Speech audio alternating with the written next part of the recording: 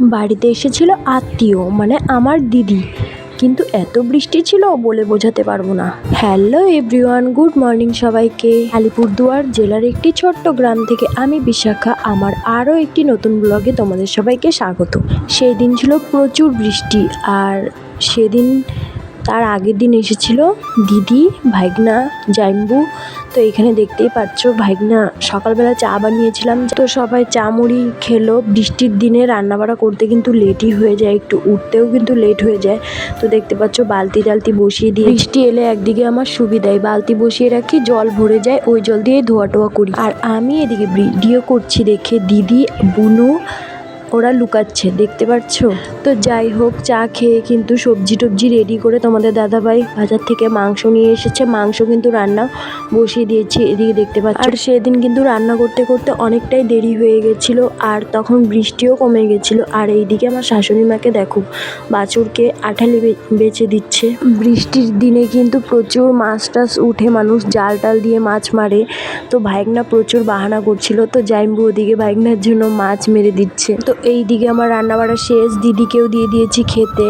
দিদি বসবে না, আমার সাথে বসবে, কিন্তু জোর জবরদস্তি দিদিকে বসিয়ে দিলাম। আর জাইম্বুও তোমাদের দাদাভাইও বসে পড়েছে, বাবা আগেই খেয়ে নিয়েছে আর ভাইগনাও খেয়ে নিয়েছে। আর ওইদিকে দেখো কুকুরটা এখানে সিঁড়িতে বসে আছে। সকালবেলা বুনু বাড়ি চলে যেত, কিন্তু বৃষ্টির জন্য যেতে পারিনি, প্রাইভেট মিস গেছে।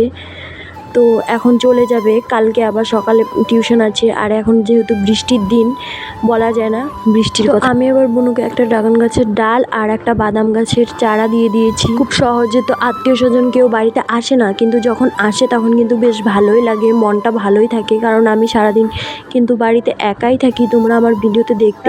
কাজ কাম করে রান্নাবাড়ি করে কিন্তু বাড়িতে একাই ফোন দেখি বসে বসে, সেই জন্য মাঝে সাঝে কেউ কিন্তু বাড়িতে এলে আত্মীয় স্বজন বেশ ভালোই লাগে। তো এখন চলে যাচ্ছে, আমার কিন্তু মনটা বেশ খারাপই লাগছে। আর এইদিকে সব কাজ সেরে এদিকে দিদি জাইম্বুরা চলে যাবে, আমিও চলে যাব।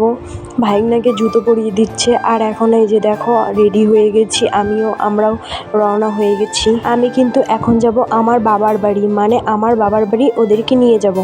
তো ওরা তো চিনে না, আর তোমাদের দাদাভাইয়ের গাড়িতেই যাওয়া যেত। তোমাদের দাদাভাই বুনুকে দিয়ে আসতে গেল, তারপরে আবার একটা দরকারে বাজারে গেছে, এখন আর আসতে পারবে না, না হলে তোমাদের দাদাভাইয়ের গাড়িতেই যেতাম। তো যাই হোক, অনেক দিন পরে কিন্তু সবাই মিলে হেঁটে গল্প করতে করতে একটা জায়গায় যাচ্ছি, তো ভালোই লাগছে। আর এইদিকে দেখো সেই দিন এসেছিল বন্যা, নদীর জল বেড়েছিল, দেখো সব জায়গায় কিন্তু জলে জলে একদম নদীর জল সমান হয়ে গেছে। এখানে কিন্তু নদী আসছে, কিন্তু বোঝাই যাচ্ছে না জলটা এতটা বেড়েছে। সেই বিয়ের আগে একসাথে কিন্তু সবাই মিলে হেঁটে আমাদের বাড়ি আমি নিয়ে গেছিলাম, কিন্তু তারপরে কিন্তু আর যাওয়া হয়নি। বিয়ের আগে, তাও অনেক বছর আগে। তো দিদিরাও অনেক বছর আগে আমাদের বাড়ি গেছে, ওদেরও ঠিক মনে নেই। তো এখন আবার যাচ্ছে, না হলে আর যাওয়া হবে না, সেই জন্য বললাম। তো সব বোনেরা একসাথে হলে কিন্তু মজাই আলাদা। এখন মানুষের গাড়ি ঘোড়া হওয়ার জন্য কিন্তু কেউ হাঁটে না, কিন্তু আগে কিন্তু আমরা প্রচুর হেঁটেছি। আর হাঁটলে পরে কিন্তু শরীরও ভালো থাকে।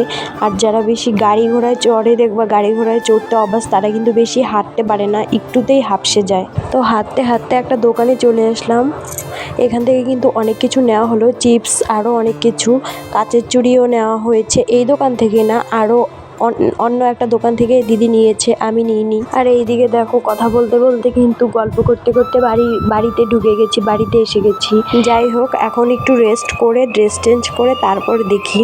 আর এইদিকে দেখো ড্রেস চেঞ্জ করা শেষ, এখন গেছিলাম একটু হাঁটতে, কিন্তু এমনিতেই আমাদের অনেকটা হাঁটা হয়ে গেছে, আরও হাঁটলে পায়ের অবস্থা শেষ হয়ে যাবে, সেই জন্য আরও বৃষ্টি পড়ছিল। তো ভাবছিলাম ওইদিকে রাস্তা দিয়ে একটু ঘুরতে যাব, কিন্তু পরে আর যাওয়া হয়নি, বৃষ্টি পড়ছিল, আবার ঘুরে বাড়ি চলে এসেছি। আর মারও এদিকে রান্না বাড়া করা শেষ, তো সবাই খেয়ে নিচ্ছে।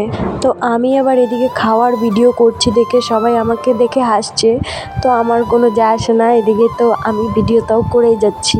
তো দেখো অনেকটা পথ হেঁটে এসেছি, খিদে পেয়েছে, সেই জন্য এমনভাবে খাচ্ছি, মানে জীবনে খাবার দেখিনি, ঠিক এমনভাবেই খাচ্ছি। আমরা যখন খাচ্ছিলাম ঠিক বিকেল গড়িয়ে প্রায় সন্ধ্যায় হয়ে যাচ্ছিল, এমন টাইমই হয়ে গেছে। তো অনেকটা দেখো, তারপর রাত হয়ে গেছে, রাত হয়ে গেছে, এখন সবাই শুয়ে পড়েছে, সবাই অনেকটা ক্লান্ত। আর এদিকে দেখো এখন কিন্তু বৃষ্টি পড়ছে, তো মা এদিকে কাজটা সেরে নিচ্ছে, সবাই শুয়ে পড়বে। তো সবার খাওয়া দাওয়া শেষ, আমরা কিন্তু আর খাইনি, মানে তখন যেটা আমি খেয়েছি কারোরই খিদে লাগেনি। তো এদিকে এখন আমিও শুয়ে পড়বো। আর আমার শরীরটা ভালো লাগছিল না, সেই জন্য পেটটা দেখাচ্ছি, কারণ পেট ব্যথা ছিল। তো বাই বাই বন্ধুরা, দেখা হবে নেক্সট ব্লগে। গুড নাইট সবাইকে।